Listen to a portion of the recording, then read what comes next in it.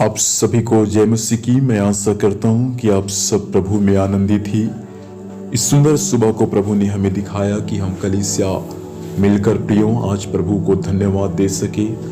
खुदावंत को मैं धन्यवाद देता हूँ। आइए मेरे साथ में आज के मनन के लिए पढ़ेंगे नीति वचन की पुस्तक 26 अध्याय उसका 27 पद को पढ़ेंगे। नीति वचन 26 अध्याय 27 पद। यह इस प्रकार से लिखा है, जो गड्ढा खोदे वही उसमें गिरेगा, और जो पत्थर लुढ़काए वह उलटकर उसी पर लुढ़क आएगा। परमेश्वर पिता इन वचनों के माध्यम से हम सभी को आशीर्वाद दे। प्रिय, परमेश्वर का वचन ये सिखाता है कि बदला ना लेना। बदला लेना मेरा काम है।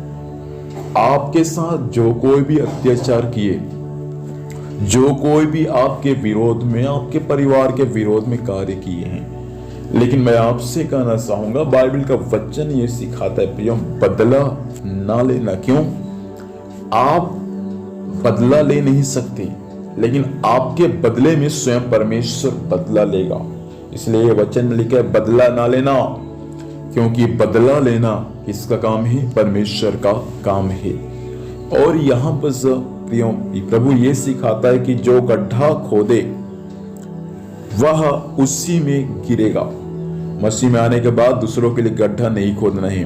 मसीह में आने से पहले बहुतों के लिए आपने गड्ढा खोदा, बहुत लोग उस गड्ढा में गिरे, ऊपर से आपने माटी डाल दिया। लेकिन मसीह में आने के बाद प्रियो, प्रभु का वचन मालूम है क्या सिखाता है? जो गड्ढा खोदे वही उसमें गिरेगा। मतलब आप यदि परमेश्वर का लोग है और आप दूसरों के लिए यदि गड्ढा खोदेंगे तो दूसरा व्यक्ति उस गड्ढा में नहीं गिरेगा, लेकिन आप गड्ढा खोदेंगे तो आप ही उस गड्ढा में गिरेंगे। इसलिए आपको मालूम है हामान और मोर्दके के बारे में आपको अच्छी तरीके से मालूम है। हामान ने प्रभु का दास मोर्दके के लिए एक फांसी का फंदा बनाया ताकि उसमें प्रभु के जंग को लटका दे, उसको मार डाले। लेकिन क्या हुआ?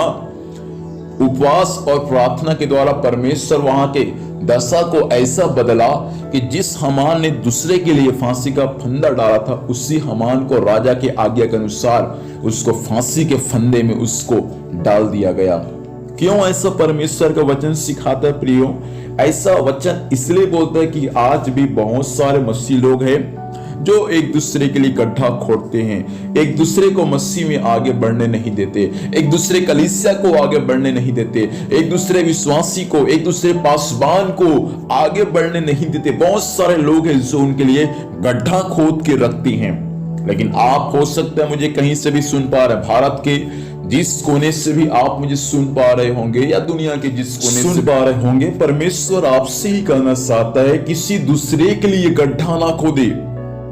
क्योंकि आप यदि किसी दूसरे के लिए गड्ढा खोदेंगे तो सबसे पहले आपको परमेश्वर उसी गड्ढा में आपको गिराएगा। प्रिय भाई बहन, माता पिताओं, विश्वासियों, प्रभु के भक्तों, मैं आपसे प्रेम करने के नाते कहना चाहूंगा कि किसी के प्रति गड्ढा ना खोदे, सबसे प्रेम रखे, सबसे मिलनसार रहे, सबसे मेल मिलाप की जिंदगी जिए। ऐसा ना हो कि जिस गड्ढा को आपने दूसरे के लिए खोदा प्रभु आपको उसी गड्ढा में डाल दे। आगे ऐसा लिखा है, जो पत्थर लुढ़काए वह उलटकर उस पर लुढ़क आएगा। आपने किसी के लिए पत्थर खड़ा कर दिया कि वो जाएगा और पत्थर के नीचे आएगा और दबकर मर जाएगा, ऐसा। लेकिन क्या होगा? वो पत्थर आप पर गिरेगा।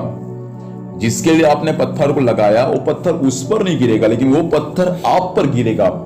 इसलिए प्रभु का वचन चाहता है प्रियो, बदला ना लेना, बदले की भावना ना रखना, किसी के लिए गड्ढा ना खोदना, किसी के लिए पत्थर ना लुढ़काना। ऐसा ना हो कि उस गड्ढे में आप गिर जाए, ऐसा ना हो कि आप उस पत्थर लुढ़क कर आपके ऊपर गिर जाए। इसलिए प्रभु का वचन चाहता है, जैसा लिखा है, जैसा मेरा स्वभाव था वैसा तुम्हारा भी स्वभाव हो जाए। प्रभु का स्वभाव जैसा है वैसा आप सबका स्वभाव हो जाए, ताकि आप किसी के लिए गड्ढा ना खोदे, किसी के लिए पत्थर ना लुढ़काए, परंतु हर एक लोगों को प्रेम करते हुए मसीह में आगे बढ़ते रहे। आइए प्रार्थना करेंगे। स्वामी धन्यवाद आज की सुबह के लिए, सुंदर समय को दिया कि हम आज की सुबह आपको धन्यवाद दे सके। राजा धन्यवाद देते हैं ये समय प्रभु, आपके लोग वचन को सुने पिता, वचन के अनुसार किसी के लिए गड्ढा ना खोदे, किसी के लिए पत्थर ना लुढ़काए प्रभु से, परंतु अपने शत्रुओं से भी प्रेम करते हुए मसीह जीवन की दौड़ को दौड़ने में सहायता करना। यीशु के नाम से पिता आशीष देते हैं, आमीन। खुदा हम सभी को आशीष दे। आप सभी को जय मसीह की। Praise the Lord.